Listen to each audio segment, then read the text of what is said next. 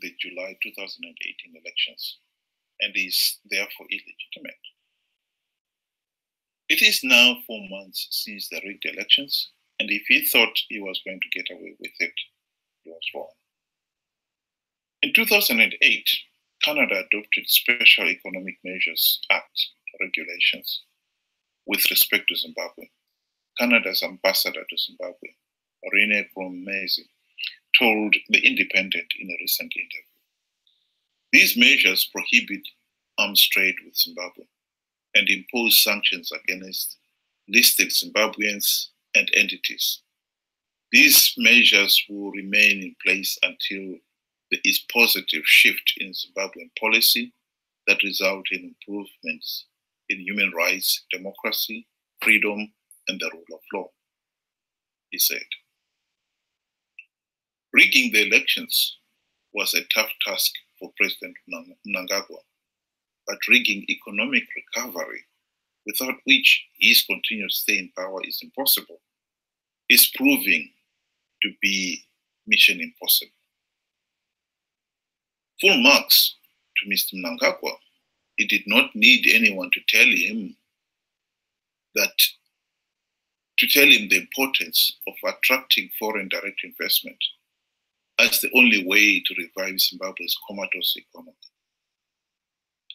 He did hit the ground running with his Zimbabwe is open for business mantra, which he adopted soon after the November 2017 military coup.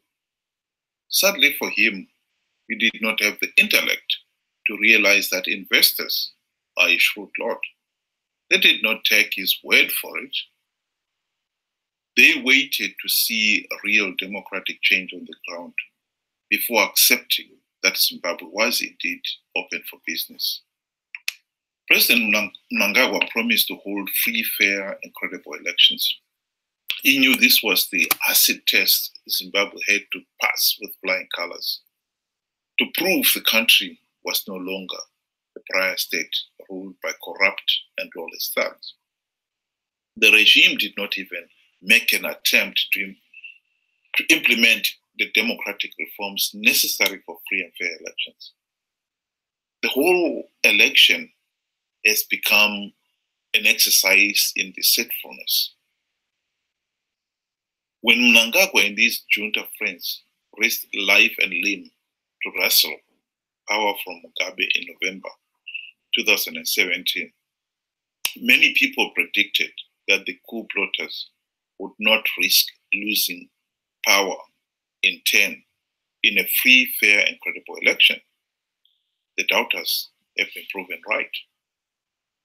The July 2018 elections were flawed and illegal. There were glaring irregularities, such as the denying of 3 million Zimbabweans in the diaspora the vote, the failure to produce a verified voters' roll, although this is a legal requirement, etc., etc. Anyone who is anyone have all condemned the elections as biased, unfair, and falling short of accepted international standards.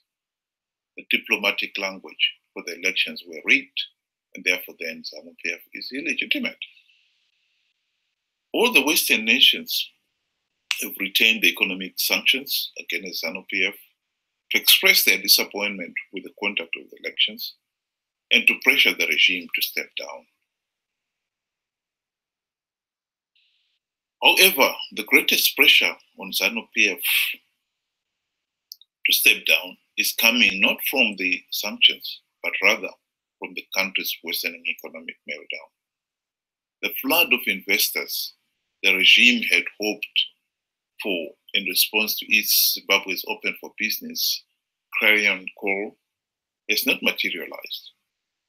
The shrewd investors and lenders do not do business in a pariah state. As soon as it became clear that Zanu PF had rigged the 2018 elections, all hope for a meaningful economic recovery evaporated. There's been panic and chaos in the country's economic and financial markets caused by shortages of foreign currency, fuel, food, medicine, etc., and the fluctuation of the bond notes against the US dollars. The new Minister of Finance, Professor Mthuli Ncwebe's ill-advised comments on the bond notes and other economic issues have only added fuel to the fire. It is the economy stupid was the catchphrase that helped former US President Bill Clinton win his second term. The Zimbabwe economy is in total meltdown, and the same phrase has the opposite effect on Mnangagwa's hold on power. In his epic poem, The Rime of the Ancient Mariner, Samuel Taylor Coleridge described the sailor shooting a friendly albatross, and as punishment for his barbarism is forced to wear the large bird's carcass around his neck. The worsening economic meltdown is the albatross around Mnangagwa's neck, his punishment for blatantly rigging the elections. Zanu PF is imploding. The factional dog-eat-dog infighting in the party is tearing it apart. The one thing the factional members agree on is that the party, Zanu PF, must retain power at all costs. They know losing power to one faction is bad enough, but nothing compared to the party losing power. So whilst the party is sinking into the abyss, its stranglehold on the nation has remained. Zanu PF is sinking into the abyss and dragging the whole nation down with it. The challenge before us today is to decouple Zimbabwe, the nation, from Zanu PF, the doomed political party. President Mnangagwa and his Zanu PF junta must be forced to step down as soon as possible. They rigged the elections, and the regime has no legitimate right to remain in office one more day. It is not just where the regime will take the nation in the next 5 years that matters, but also what will happen beyond 2023. If Zanu PF is allowed to remain in office to 2023 elections, we can be certain of one thing: the party will rig those elections too.